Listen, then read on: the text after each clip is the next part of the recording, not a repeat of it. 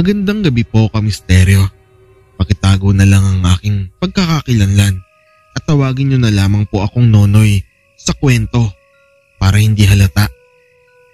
Buhay pa po kasi yung nilalang na mababanggit ko dito sa karanasan na ibabahagi ko sa inyo.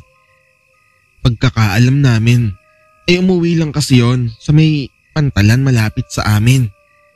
Masyado kasi siyang bantog kaya baka may makakakilala pa at may magdaldal. Ang kwento ko pong ito ay nangyari noong ako'y nasa edad 11 pa lamang. Noong mga panahon po na ito ay nasanay ako na hindi kaagad ako pinadidiretso ng nanay sa bahay. Kundi sasamahan ko pa siya sa kanyang pinagtatrabahuhang grocery store.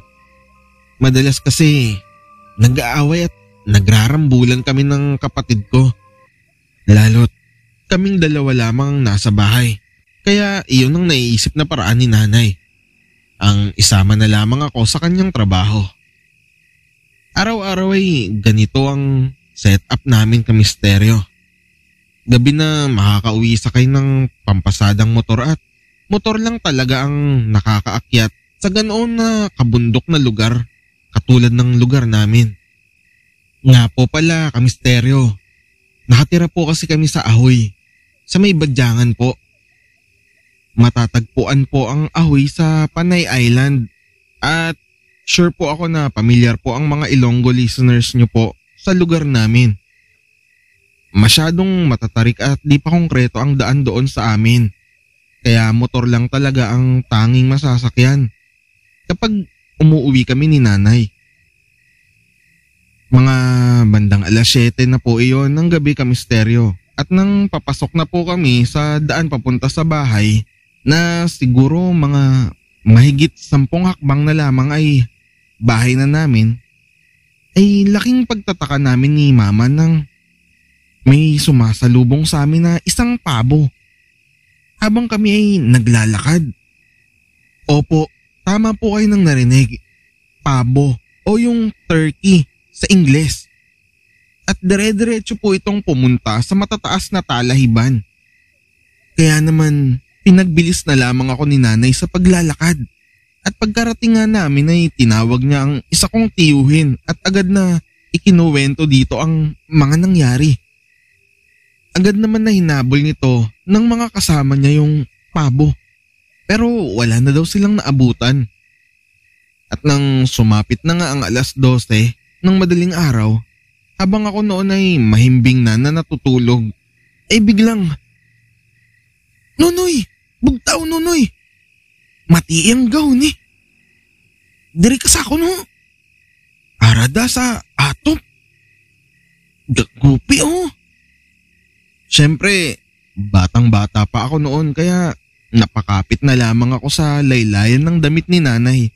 At nga po pala, Kamisteryo, yung ibig pong sabihin ng mga sinabi ni nanay na yun ay, "Nonoy, gising, Nonoy. Pakinggan mo or pakiramdaman mo yung humuhuni. Dito ka sa akin, oh. Andun sa bubong or andyan sa bubong." Yung gagupi naman, parang sinasabi niya na parang nayuyupi yung bubong sa siguro nga dahil umaapak ito doon sa bubong namin. At balik po tayo sa kwento. Si tatay ay wala sa bahay nang mangyari yon dahil medyo malimit kung umuwi galing sa trabaho niya.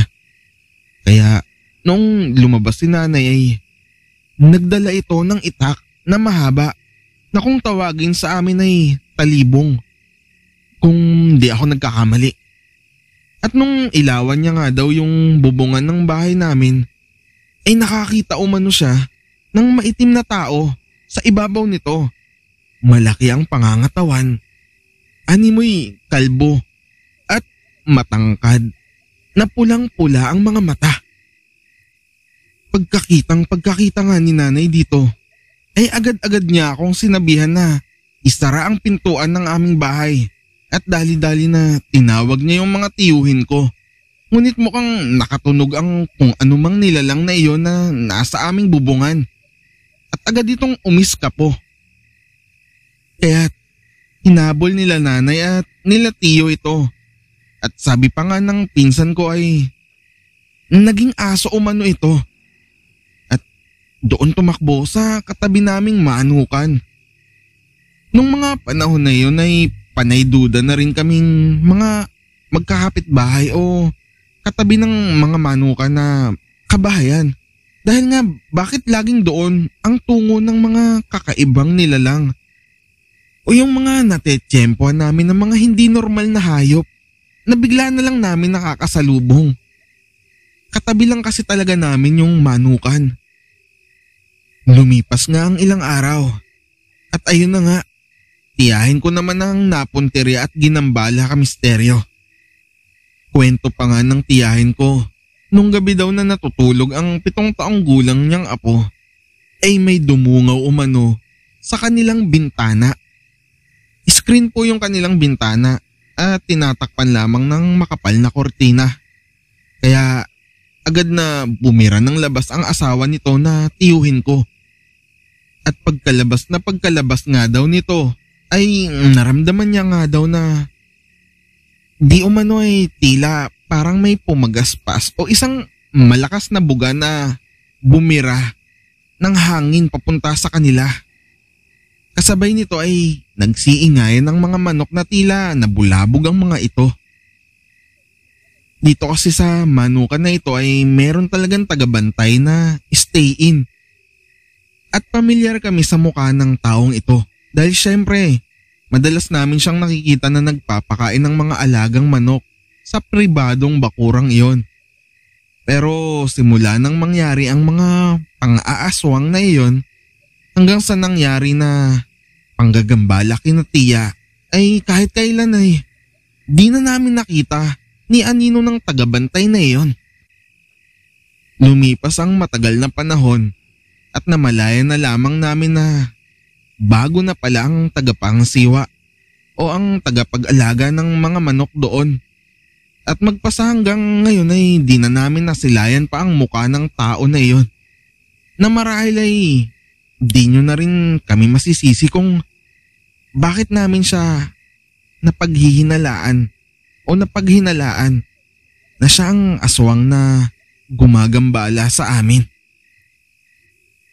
Hanggang dito na lamang po Sir Kamisteryo at pasensya na kayo sa mga mali-maling typing sa kwento ko ha.